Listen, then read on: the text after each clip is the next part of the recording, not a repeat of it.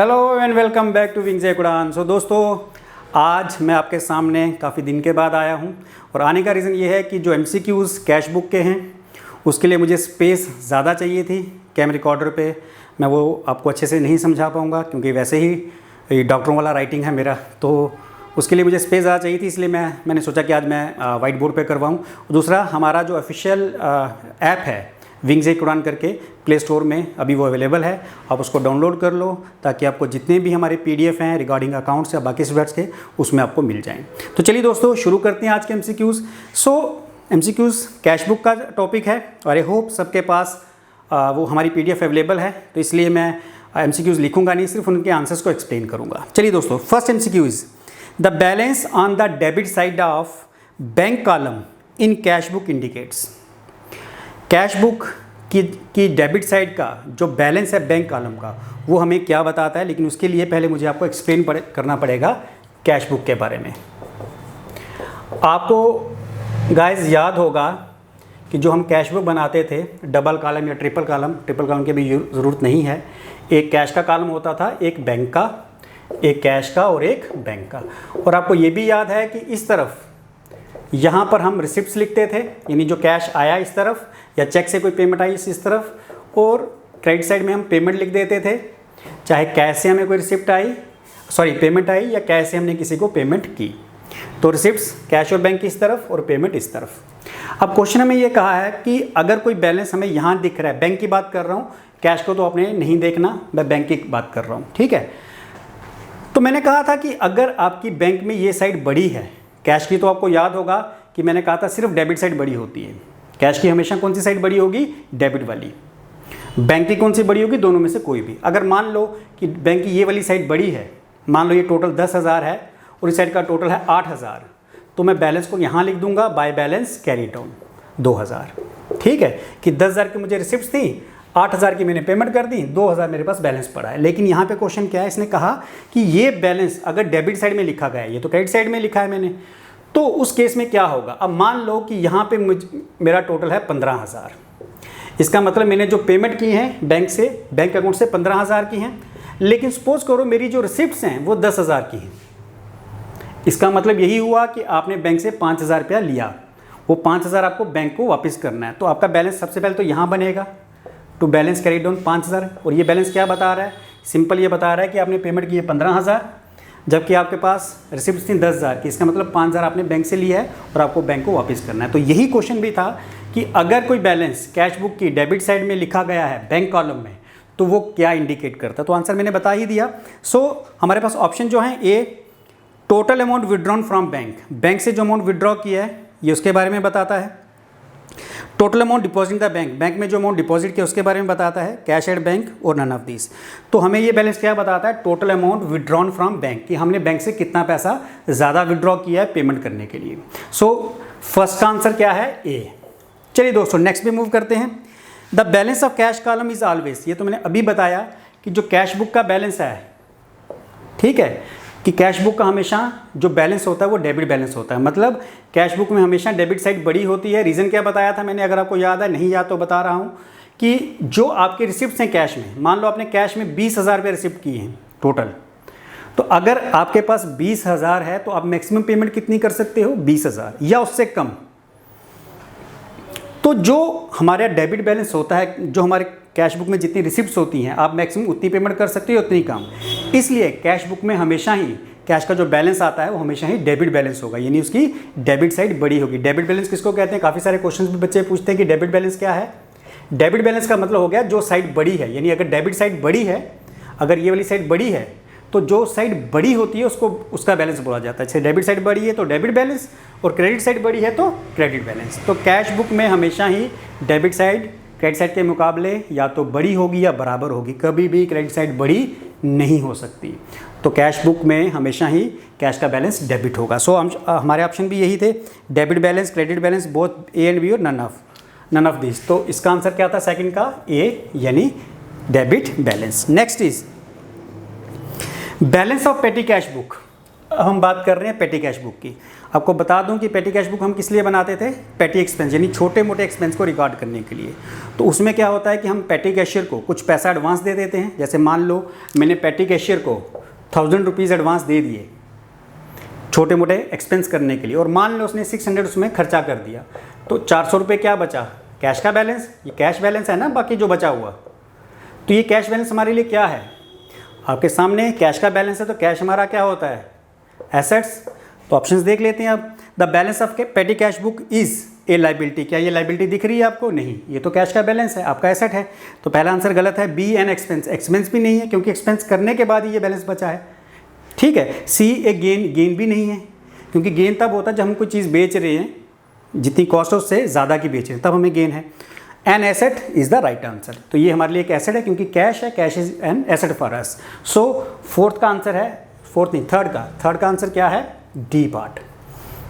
चलिए दोस्तों, next is पेटी cash book is used for recording. ये अभी बता दिया मैंने। पेटी कैश बुक को हम किस लिए यूज़ करते हैं, क्या रिकॉर्ड करने के लिए, पेटी यानी स्मॉल एक्सपेंसेस।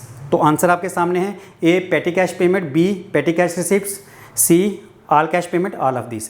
तो पेटी कैश बुक में छोटे मोटे पेटी कैश एक्सपेंस रिकॉर्ड करने के लिए हम जो बुक बनाते हैं उसको पेटी कैश बुक बोलते हैं। तो इसमें रिसिप्ट तो हम रिकॉर्ड करते ही नहीं है। सो फोर्थ का राइट आंसर इज ए, यानी पेटी कैश पेमेंट। छोटी छोटी पेमेंट्स को रिकॉर्ड करने के लिए हम पेटी कैश बुक बनाते हैं। Next is the cash book in book keeping records. अच्छा, कैश बुक हम क्यों बनाते हैं ये भी मैंने बताया था। कैश बुक हम इसलिए बनाते हैं कि जितनी भी कैश में ट्रांजेक्शन्स हुई हैं, चाहे वो रिसिप्ट्स में है चाहे वो पेमेंट्स में है, वो हम इसमें रिकॉर्ड कर सकें। तो cash book records only those transaction which are to be paid in cash और रिसीव्ड इन कैश। तो यही है कि कैश बुक हम क्यों बनाते हैं। A all receipts and payment in cash, सारी रिसिप्ट्स और पेमेंट जो हमने कैश में की है उनको रिकॉर्ड करने के लिए। तो मुझे लगता नहीं कि आगे पढ़ने की ज़रूरत है बाकी ऑप्शंस, क्योंकि आंसर भी यही है कि जितनी भी रिसिप्ट्स और पेमेंट कैश में हुई हैं उनको रिकॉर्ड करने के लिए हम कैश बुक बनाते हैं। सो फिफ्थ का आंसर क्या है, A. Next is cash discount is provided. आपको मैंने दो डिस्काउंट बताए थे, trade discount and cash discount. अभी मैं सिर्फ कैश डिस्काउंट की बात करता हूँ। हम किसी को कैश डिस्काउंट क्यों देते हैं, अगर कोई हमें टाइम से पहले, जितना उसने टाइम मांगा उससे पहले पेमेंट करता है, तो उसको मोटिवेट करने के लिए हम उसको कुछ डिस्काउंट देते हैं, जिसको हम क्या कहते हैं, कैश डिस्काउंट। तो कब दिया जाता है, जब हम किसी को पेमेंट टाइम से पहले करें या कोई हमें पेमेंट टाइम से पहले करे, उस वक्त जो हम डिस्काउंट देते हैं या फिर लेते हैं उसको कैश डिस्काउंट कहते हैं। तो क्यों दिया, क्योंकि टाइम से पहले पेमेंट हुई या रिसिप्ट हुई। So cash discount is provided on option A is prompt payment, B is sales, C is purchase, D none of this. Cash discount purchase या सेल पे नहीं दिया जाता, वो ट्रेड डिस्काउंट होता है। नन ऑफ दिस इसका आंसर नहीं है। तो A is the answer, that means prompt payment, कि जब हम प्रॉम्प्ट पेमेंट मतलब जब टाइम से पहले हम कोई पेमेंट करें तब जो डिस्काउंट होता है उसको हम कैश डिस्काउंट बोलते हैं। सो 6 का answer is a. Next is cash book records. ये तो हमने ऊपर पढ़ लिया, फिफ्थ भी वही था कि कैश बुक में हम सारी कैश रिसिप्ट्स और पेमेंट रिकॉर्ड करते हैं। तो इसका आंसर ए है, दोबारा पढ़ने की जरूरत नहीं है, इसको रिपीट हो गया ये। Next is if Ram has sold goods for cash. अगर राम ने कैश पे गुड्स बेची तो ये एंट्री कहाँ पे रिकॉर्ड होगी। तो मैंने आपको बता दिया था, जितनी भी हम ट्रांजैक्शन कैश में करते हैं वो सारी की सारी कैश बुक में रिकॉर्ड होती हैं। तो सिंपल है कि राम ने अगर गुड्स कैश में बेची हैं तो कैश बुक में रिकॉर्ड होगा। सो हम आंसर्स देख लेते हैं options. A option in the cash book is the right answer. B in the sales book, sales book में हम जितनी क्रेडिट सेल्स करते हैं उधार में वो रिकॉर्ड करते हैं। In the general profit, general profit में हम प्रॉफिट से रिलेटेड ट्रांजेक्शन रिकॉर्ड करते हैं। और नन ऑफ दिस, ठीक है। तो ये सबको मुझे लगता है पता ही है कि 8th का आंसर क्या है, ए, यानी इन the cash book. Next is cash account will show. जो कैश अकाउंट है इसका कैश कॉलम क्या शो करता है, डेबिट बैलेंस, क्रेडिट बैलेंस। पहला है डेबिट और credit balance, B credit balance, C debit balance या ऑल ऑफ दिस। तो मैंने आपको बड़ी बार बता दिया कि कैश बुक का जो कैश कॉलम है वो हमेशा बड़ा होता है और इसका हमेशा ही कौन सा बैलेंस होता है, डेबिट बैलेंस। सो 9th का राइट आंसर है सी। चलिए next is cash book is A. Cash book क्या है, subsidiary journal and ledger, ledger account and none of this. सबसे पहले बता दूं कि सब्सिडरी जनरल क्या होती है। सब्सिडरी जनरल हमारे बिजनेस में जितनी भी ट्रांजैक्शंस हैं, जो बहुत ज़्यादा ट्रांजैक्शन होती हैं, कौन कौन सी होती हैं, कैश की ट्रांजैक्शंस, क्योंकि नॉर्मली हम जितनी भी ट्रांजैक्शन करते हैं कैश में करते हैं। सेल्स की ट्रांजैक्शन होती हैं, परचेज़ की ट्रांजैक्शंस होती हैं, परचेज रिटर्न की भी ट्रांजैक्शन होती है और सेल्स रिटर्न की भी। तो क्योंकि ये ट्रांजैक्शन जो हैं फ्रीक्वेंटली होती हैं, बार बार आती हैं, तो इनको हम क्या करते हैं कि इनकी जर्नल नहीं करते, क्योंकि अगर बार बार हमें सेल्स की ट्रांजेक्शन परचेज की रिकॉर्ड करनी है कैश की, तो बहुत ज़्यादा जर्नल्स हमें बनानी पड़ेंगी। हम सीधी इनकी अलग से बुक बना देते हैं, उनको हम बोलते हैं सब्सिडरी जर्नल। तो कैश बुक जो है वो सब्सिडरी जर्नल भी है and at the same time ledger भी है, क्योंकि लेजर का मतलब क्या है, जिसको हम टी फॉर्म में बनाएं। टी फॉर्म का मतलब एक साइड डेबिट एक साइड क्रेडिट, इसको टी अकाउंट भी बोलते हैं। तो अकाउंट तब होता है जब डेबिट और क्रेडिट साइड दोनों साइड्स में रिकॉर्डिंग हो, उसको हम अकाउंट बोलते हैं। तो क्योंकि ये जो कैश बुक है ये सब्सिडरी जर्नल भी है और एक लेजर भी है, इसलिए हमारा आंसर रहेगा बी, यानी subsidiary journal and ledger. Answer key में इसका आंसर गलत दिया हुआ है, उसको आप करेक्ट कर लेना। चलिए जी, नेक्स्ट इज एक कॉलमनर कैश बुक रिकॉर्ड्स। एक कॉलमनर कैश बुक मतलब जिसमें हम कॉलम बनाते हैं अलग अलग। कहता है क्या रिकॉर्ड करती है, ऑल कैश ट्रांजेक्शंस। अब कॉलमनर मतलब जिसमें कॉलम बनते हैं, जैसे हमने ये कॉलम बना रहे हैं कैश के लिए, कैश बुक में एक बैंक के लिए बनाते हैं और एक डिस्काउंट के लिए बनाते हैं। तो कॉलमनर कैश बुक में कहता है records all cash transactions only, सिर्फ कैश की ट्रांजेक्शन रिकॉर्ड होती हैं। गलत है, ठीक है। Both cash and bank transaction, दोनों ट्रांजेक्शन रिकॉर्ड होती हैं एक्सेप्ट डिस्काउंट, डिस्काउंट को छोड़कर। अगेन गलत है। All cash transaction excepting cash purchase and sale, cash purchase और सेल को छोड़कर बाकी सारी, ये भी गलत है क्योंकि सारी रिकॉर्ड होती हैं। Both cash and bank transaction including discount. तो कॉलमनर कैश बुक वो होती है जिसमें हम तीनों को रिकॉर्ड करते हैं। आपको एक चीज़ बता दूं, तीनों मतलब कैश, बैंक और डिस्काउंट। आपको एक चीज़ और बता दूं कि जो डिस्काउंट कॉलम है सीबीएसई के सिलेबस में अब नहीं है। तो अगर इस क्वेश्चन की जगह आपको सिर्फ 2 ऑप्शन आ जाए कि कैश एंड बैंक कॉलम, तो आपने उस पर टिक करना है। ट्रिपल कॉलम को तभी टिक करना है, cash, bank and discount column, जब वो ऑप्शन में होगा। ठीक है, चलिए दोस्तों, नेक्स्ट इज एक customer check return dishonoured is recorded in. एक कस्टमर का चेक अगर डिसऑनर्ड हो जाता है तो उसको हम कहाँ रिकॉर्ड करते हैं। सबसे पहले आप ये समझो, ये कैश बुक है, ठीक है, ये कैश कॉलम, ये बैंक कॉलम, ये कैश कॉलम, ये बैंक। अब क्योंकि चेक की बात हो रही है, ठीक है, मान लो हमने कोई चेक बैंक में जमा करवाया था, हमें कोई कस्टमर ने चेक दिया, ठीक है, मान लो डेविड है, इसने हमें कोई चेक दिया था 5000 का, हमने बैंक में जमा करवा दिया, लेकिन बाद में पता चला कि उसके अकाउंट में तो पैसा ही नहीं है। तो जब कोई चेक हमारा कैश नहीं होता, हमने कोई रिसिप्ट की है, कस्टमर ने हमें कोई चेक दिया है और बैंक से कैश नहीं हुआ, तो उसको डिसऑनर्ड बोलते हैं। तो क्योंकि हमने कैश बुक में उसको रिकॉर्ड किया हुआ है, तो उसको कैंसिल करने के लिए हम इसको क्रेडिट भी कर देंगे, लेकिन लिखेंगे किसमें, कैश बुक में ही।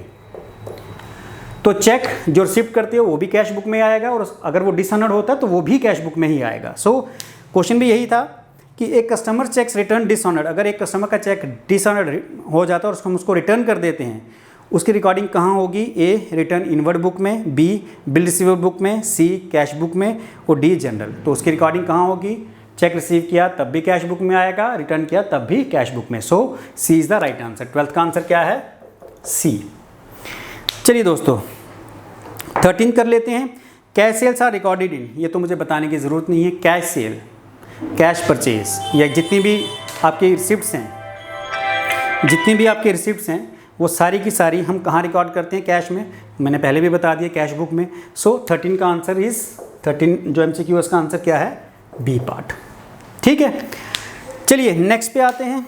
While posting from the credit side of cash book, ये मुझे थोड़ा सा आपको डिटेल में एक्सप्लेन करना पड़ेगा। देखिए, सपोज करो आपने किसी राम को पेमेंट की, आपने राम को कैश से पेमेंट की, सपोज 5000, ठीक है। अगर मैं इसकी राम की लेजर बनाऊं तो क्या बनाऊंगा, राम से अकाउंट। जर्नल से लेजर अगर आपको आता है तो आपको ये कंसेप्ट समझ आ जाएगा। राम अकाउंट क्या हो रहा है, डेबिट, तो ये आपको डेबिट साइड है, ये क्रेडिट साइड है। राम अकाउंट की डेबिट साइड में क्या लिख दूंगा मैं, टू कैश, कितना, 5000 की मैंने राम को 5000 की पेमेंट की। और अगर मुझे कैश अकाउंट बनाना है या कैश बुक बनानी है, ठीक है, अगेन इसकी ये डेबिट साइड है, ये क्रेडिट साइड है।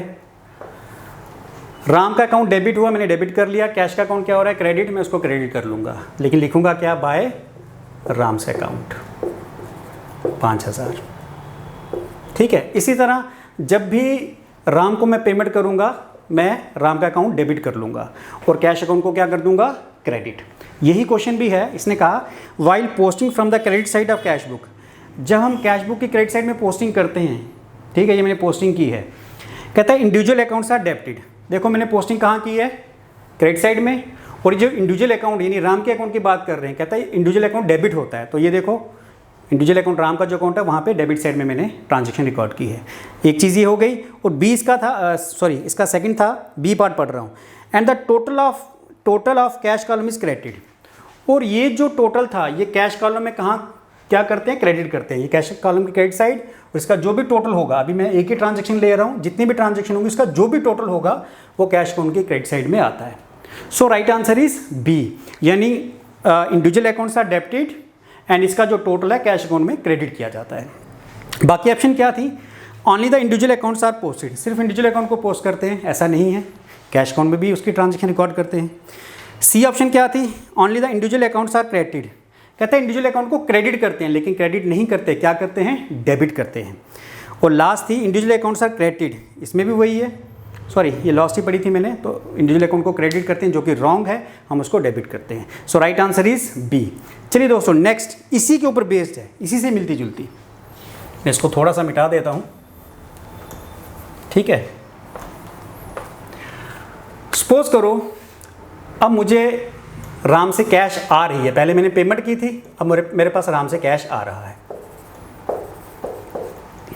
अगर मैं कैश अकाउंट बना रहा हूँ तो कैश अकाउंट डेबिट हो रहा है, डेबिट साइड में राम लिख दूंगा 2000, और राम का अकाउंट क्या हो रहा है, क्रेडिट हो रहा है, तो राम की क्रेडिट साइड में ये इसकी क्रेडिट साइड, ये इसकी डेबिट साइड, क्या लिखूंगा, बाय कैश, ठीक है। जितना भी अमाउंट है, जितनी भी टोटल यहाँ पे जितनी ट्रांजेक्शन होंगी टोटल। अब यहाँ पे ऑप्शन क्या है, while posting from the debit side of cash book, जब हम कैश बुक की डेबिट साइड में पोस्टिंग करते हैं, डेबिट साइड में पोस्टिंग हो गई है, ये डेबिट साइड ही है, ठीक है।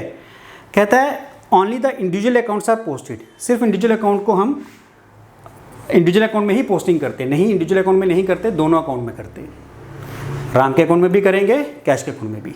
ये गलत है, individual accounts are credited, individual account को क्रेडिट किया जाता है। तो देख लो यहाँ इंडिविजुअल अकाउंट क्या हो रहा है, क्रेडिट, ये तो ठीक है, आगे पढ़ लेते हैं। And total of cash column is debited, और कैश कॉलम को डेबिट, ये आपकी डेबिट साइड है, डेबिट किया जाता है, यानी दोनों ही कंडीशन सेटिस्फाइड हो रही है। So right answer is B, यानी 15th क्वेश्चन, इसका भी जो राइट आंसर है वो बी है। आई होप ये आपको क्लियर हो गया।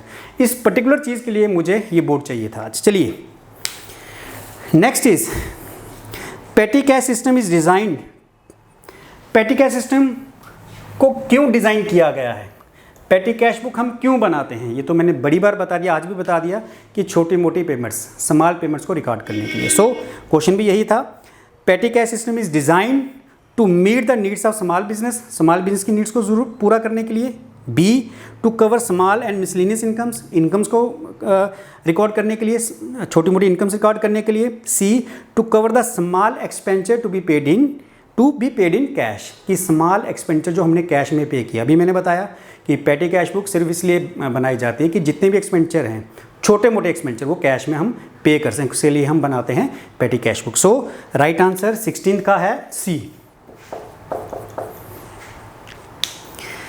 17th is the term imprest system is used in relation to, ये जो टर्म इम्प्रेस सिस्टम है ये किस लिए यूज़ की जाती है। सबसे पहले इम्प्रेस का मतलब बता दूं, आप पेटी कैश बुक बनाते हो, उसमें मैंने अभी कहा कि मान लो जो पेटी कैशियर यानी जो भी पेमेंट करेगा, जो भी मेरा पेटी कैशियर होगा या हेड कैशियर भी कहते हैं, सपोज करो मैंने उसको 1000 रुपया दे दिया कि भाई छोटे मोटे खर्चे तुम्हें करने हैं, और मान लो उसने जो छोटी मोटी पेमेंट्स कर दी वो 400 रुपये की थी, अब बाकी कितना बचा, 600, ये सारी पेमेंट कर दी, अब मेरे पास कैश बैलेंस कितना है, 600।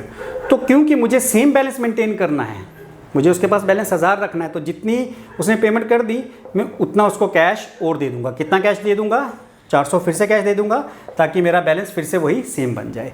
इसी को इम्प्रेस सिस्टम कहते हैं। मतलब आप जितनी पेमेंट करते हो उतना पेटी कैशियर को और कैश दे दो, ताकि वो अगले 10 दिन की या हफ्ते की या 15 दिन की पेमेंट कर सके। तो इस सिस्टम को इम्प्रेस कहते हैं। सो ये सिस्टम कहाँ यूज़ होता है, पेटी कैश बुक में।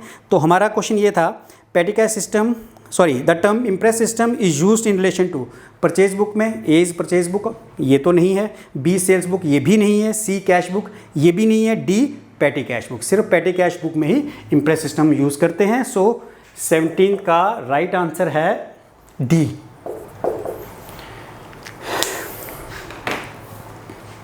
Eighteenth is when entries made on both debit side of cash book, debit and credit side of cash book, जब दोनों तरफ डेबिट साइड और क्रेडिट साइड में कोई एंट्री हम करते हैं तो आपको याद होगा उसको हम क्या कहते थे, कॉन्ट्रा एंट्री। कॉन्ट्रा एंट्री किसे कहते हैं, जो डेबिट साइड और क्रेडिट साइड, आपने कैश बुक जिसने भी पढ़ा है उसको पता होगा, एक ऐसी एंट्री जो डेबिट साइड में भी आती है और क्रेडिट साइड में भी आती है उसको कॉन्ट्रा एंट्री बोलते हैं। सो इसमें ऑप्शन आपको दिए हैं, when the entry made in on both debit and credit side of cash book it is called general entry, गलत है।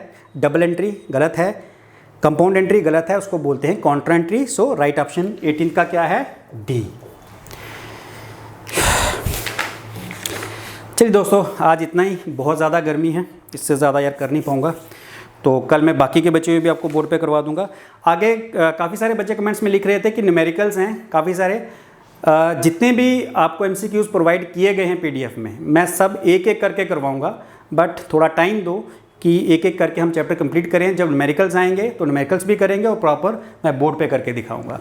तो दोस्तों आज के लिए इतना ही। फॉलो करें इंस्टाग्राम पे, फेसबुक पे, और फ़ोन बहुत आ रहे हैं, फेसबुक पे, इंस्टाग्राम पे, और मेरा व्हाट्सएप नंबर भी आपको डिस्क्रिप्शन बॉक्स में मिलेगा। थैंक यू दोस्तों, थैंक यू वेरी मच। और हाँ, एक चीज़ और, रिवीजन भी मैंने शुरू करवानी है।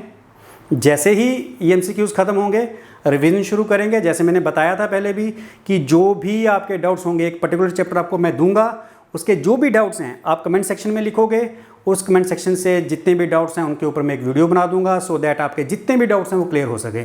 और एक रिक्वेस्ट कि व्हाट्सएप पे डाउट्स प्लीज़ मत पूछो। बहुत सारे मुझे क्वेश्चंस आ जाते हैं व्हाट्सएप पे और मैं उनको अटेंड नहीं कर पाता, खुद को बुरा लगता है कि मैं आपको रिप्लाई नहीं कर पा रहा क्योंकि बहुत ज़्यादा होते हैं। तो आपको डाउट के लिए मैं पूरा मौका दूंगा, लेकिन जब डाउट क्लियरिंग सेशन होगा कमेंट सेक्शन में लिखना, तब आपके सारे डाउट्स क्लियर कर दूंगा। थैंक यू दोस्तों, थैंक यू वेरी मच।